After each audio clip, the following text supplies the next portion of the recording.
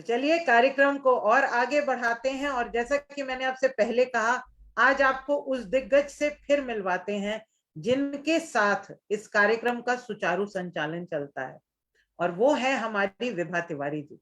विभा जी के बारे में मैं आपको बताना प्रारंभ करूं, आप देखिए थकिएगा नहीं। सबसे पहले तो ये हमारे मिडिल ईस्ट के पूरे सेक्शन की प्रभारी हैं। उसके बाद ये हमारी ई मैगजीन की चीफ एडिटर हैं, जिसका मतलब होता है हर सप्ताह कवियों के पीछे भागना, उनसे उनकी कविताएं लेना, उनको क्रम अनुसार छापना, वगैरह वगैरह वगैरह। इसके अतिरिक्त ये एक बहुत ही उत्कृष्ट कवित्री हैं। इसके अतिरिक्त जब भी पीएलजी में कोई और काम आन पड़ता है तो हम फौरन विभा जी को पुकार लेते हैं और ये हाजिर हो जाती हैं किसी भी कार्यक्रम में किसी भी सहायता के लिए। और सबसे बड़ी बात यह है कि ये जब भी अपने हाथ में वो चाय का मग लेकर आती हैं तो हम सबका दिल करता है कि हमें भी तिवारी जी के दर्शन हो जाएं। तो आज इन्होंने हमारी ये इच्छा भी पूरी कर दी। तो नमस्कार विभा तिवारी जी और निरंजन तिवारी जी, आपका बहुत बहुत स्वागत है हमारे इस कार्यक्रम में। तो विभा जी, कैसा लग रहा है निरंजन जी के साथ स्क्रीन शेयर करना? बच्चों के साथ तो आपने किया, आज कैसा लग रहा है? आज अभूतपूर्व अनुभव है, क्योंकि ये हमेशा जब ऑनलाइन पोइट्री नहीं थी तभी भी ये लेके जाते थे। हॉल के पीछे वाले, सबसे पीछे वाले सीट पे बैठते थे, कविता सुनते थे और कोई रिएक्शन नहीं, और फिर लेके घर आते थे और जाहिर है रास्ते में खिलाते पिलाते हुए ले आते थे और लेकिन रिएक्शन कुछ खास नहीं रहता था। अच्छा ठीक है, चलो बढ़िया है, जी लेकिन ले जाते थे। जी कभी ऐसा भी हुआ कि बच्चे बीमार है, कुछ है, तो उनको लेके गाड़ी में बैठ के एंटरटेन कर रहे हैं, तुम जाओ अपना करके आओ 1 घंटे, तो वो तो होता है। बहुत खूब। तो कल की आपकी कविता बिल्कुल सत्य थी, अक्षरशः सत्य थी। बहुत खूब। तो धन्यवाद। तिवारी जी, आपको विभा जी की कौन सी कविता पसंद है, या कौन सी विधा में जब ये लिखती हैं तो आपको बहुत अच्छा लगता है? क्योंकि ये प्रेम की कविताएं भी लिखती हैं और ये वीररस की कविताएं भी लिखती हैं और ये बहुत गहन दार्शनिक कविताएं भी लिखती हैं। मुझे तो खैर वो दो दीपक की कहानी बहुत पसंद है। आपको कौन सी कविताएं इनकी पसंद है? जी, ऐसे तो सारे कविताएं इनकी पसंद है, और ज़्यादातर जो मोटिवेशनल कविता होती है, जी प्रेरणादायक, वो मुझे बहुत पसंद है। जैसे कि एक बहुत शुरू शुरू में हमने सुना था और बीच बीच में सुनते रहे हैं, वो मेरी परिभाषा। तो जी मुझे तो उतना याद नहीं है, लेकिन मैं इन्हीं से रिक्वेस्ट करूंगा कि 2 लाइन सुना दें। जी मेरी विभा जी। परिभाषा सुनाओ। वो वही कविता थी जिसकी प्रति कविता अभी मैंने पुरुष दिवस पे लिखी थी ना, जी जी जी जी गगन जी मैं विस्तृत समझ पवन गया। शीतल, और इस तरह से जो कविता थी स्त्री के बारे में वो थी। जी सुनाइए विभा जी। वो कविता तो पूरी लंबी होगी। जी हम्म, पहले की 4 नहीं, पंक्तियां सुना दीजिए। नहीं, मैं वृक्ष हूँ जो आंधियों में मैं उखड़ जाऊं, लचीली बेल हूँ गिर गिर के उठ जाऊं, लचीली बेल फूलों की हूँ मैं गिर गिर के उठ जाऊं, और नहीं हिमखंड हूँ जो टूट करके मैं बिखर जाऊं, मैं बिखरूं भी तो क्षमा कीजिएगा, मुझे एग्जैक्ट शब्द याद नहीं आ रहे हैं। जी कोई बात नहीं, लेकिन मेरे लिए ये मैं तो बहुत हिमखंड विशेष। हूँ, पिघलूं भी जी तो नदिया में बन जाऊं, ऐसा कुछ वाह शब्द है इसमें। तो वाह। तो मेरे लिए ये ही बहुत महत्वपूर्ण बात है कि तिवारी जी को आपकी नारी सशक्तिकरण वाली कविता पसंद है। तो बहुत बधाई आपको। और मैंने सुना है सर, आप पर्दे के पीछे रहकर बहुत काम करते हैं। तो आप दोनों के लिए पीएलजी परिवार का क्या महत्व है? क्या मायने रखता है पीएलजी परिवार आपके लिए? और किस तरह से आप देखते हैं इस पूरे के पूरे समूह को? मेरे लिए तो बहुत महत्वपूर्ण है, और मैं बहुत शुक्रगुजार हूँ पीएलजी परिवार का, तुफैल साहब का, जो एक मंच जिन्होंने दिया है, और सारे लोग जो इससे जुड़े हैं बहुत ही समर्पित ढंग से कार्य करते हैं इसमें।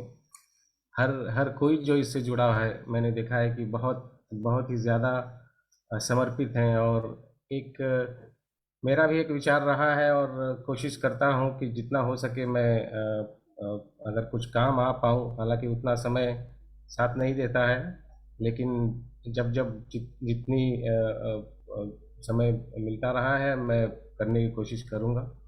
और बच्चों बच्चों में भी बहुत प्रेरणा बच्चों को मिली है इससे।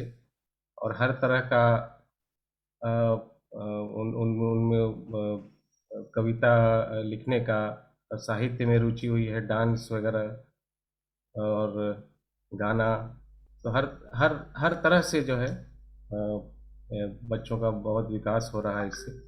और कोविड में तो जी खैर ये वरदान रहा है जी सबके लिए, हर एक के लिए। और शनिवार का दिन अ, वाकई में हम लोगों को इंतज़ार रहता है, और एक उत्सव का दिन रहता है हमेशा शनिवार का दिन। और हम, मेरे बच्चे और अ, हम लोग सब लोग बहुत ही फ्री रहते हैं कुछ भी करने के लिए उस दिन। और हम लोग अपने ढंग से अपना काम करते रहते हैं, अपना खाना बनाना पसंद का, जी क्योंकि उस दिन दिन भर जो है बहुत ही बिजी रहती हैं। जी तो मेरे लिए तो जी बहुत ही महत्वपूर्ण है। और मेरी तरफ से बहुत बहुत बधाई और बहुत ही शुभकामनाएं पीएल जी के लिए। जी, बहुत धन्यवाद सर। देखिए, आपके आपके इंस्पिरेशन से हमारे घर में क्या आया।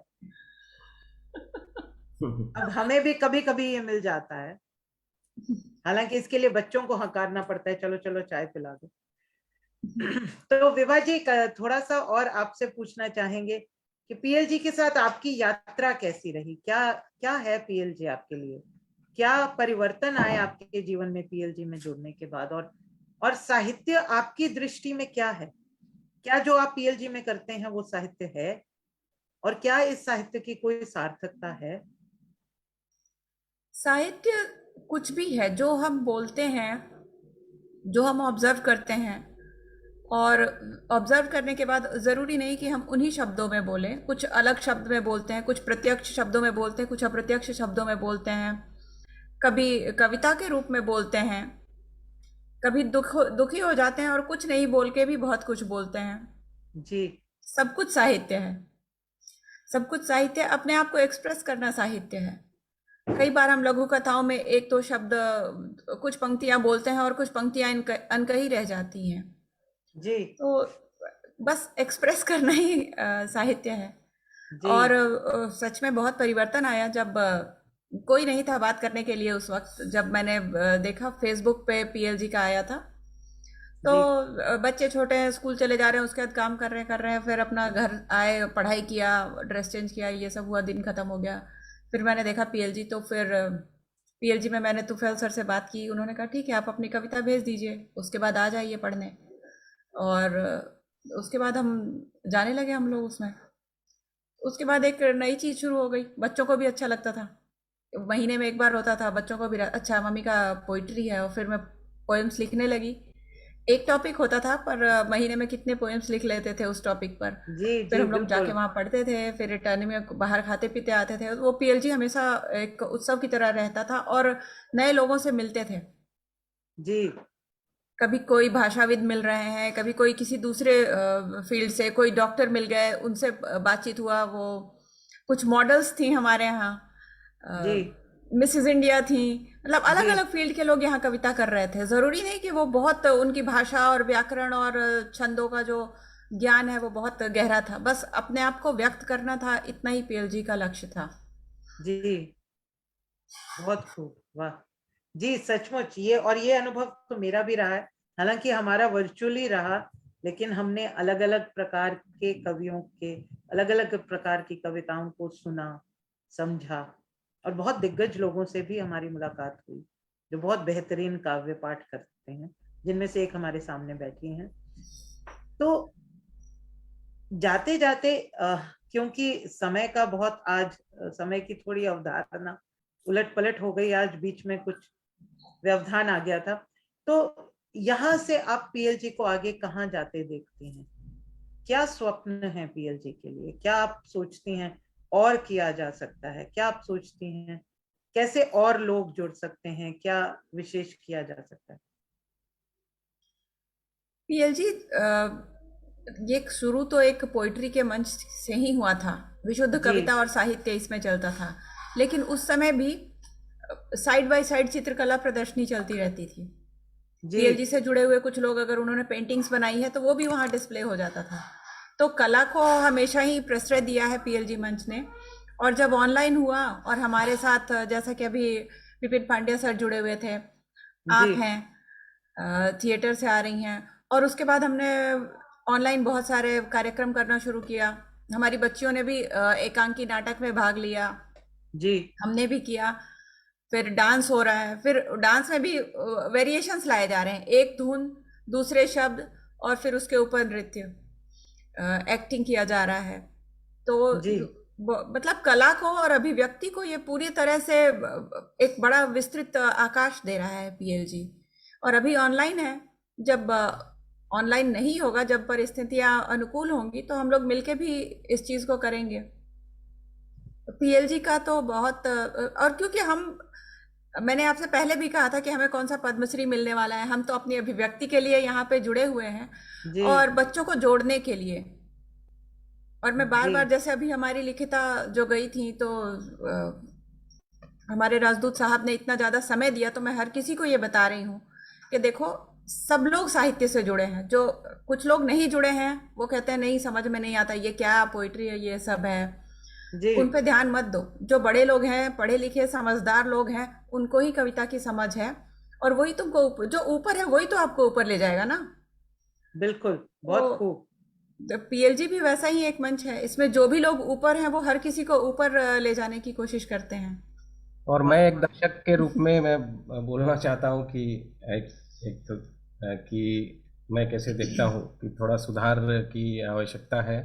जी अगर क्योंकि जो हम लोग देख रहे हैं कि ये पीएलजी तो खैर मील का पत्थर है बहुत दूर तक, और एक ऐतिहासिक संस्था के रूप में जानी जाएगी, बहुत ही ये पॉपुलर भी होगा।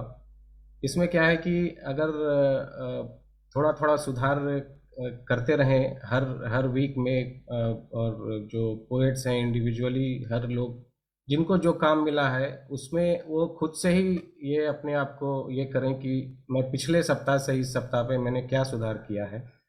जैसे हम लोग जब ये सोशल क्लब में जब जाते थे बोलने के लिए, तो वहाँ कुछ रूल्स एंड रेगुलेशंस मिलते थे कि भाई आपको ऐसे करना है, आपको पेपर रखना है, ज़्यादा नहीं पढ़ना है। तो इस तरह की चीज़ें, इस तरह के रूल्स जो है ना, थोड़ा थोड़ा करके हर एक सप्ताह पे हर कोई अपना अपना कार्य में ये करता रहे, तो एक जो दर्शक है ना, वो दर्शक जो को एक मालूम चलते रहता है कि जो है कि इसमें जो सुधार हो रहा है जी और इसकी लेवल जो है ऊपर बढ़ रहा है।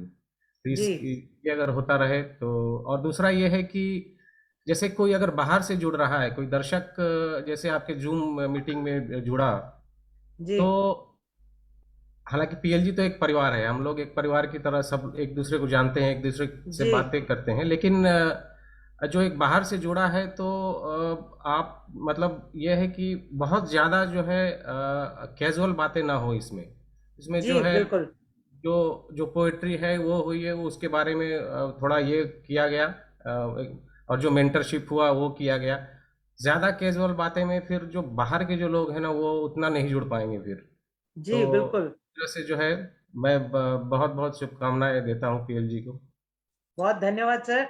और मैं आपको आश्वासन देती हूँ कि हम इन दोनों बातों पर जरूर काम करेंगे और आने वाले कार्यक्रमों में आपको ये सुधार जरूर देखने को मिलेगा। बहुत बहुत बहुत धन्यवाद आपका। और बहुत धन्यवाद विभा तिवारी, सब पे भारी जी। अभी आपको मिली है बहुत बड़ी जिम्मेदारी जी, 100वें एपिसोड की आपकी मैगजीन की है तैयारी जी।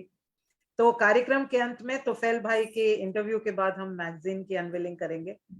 तब तक के लिए बहुत धन्यवाद। अगले कार्यक्रम को हम आगे बढ़ाते हैं। बहुत बहुत धन्यवाद आपका आने के लिए। और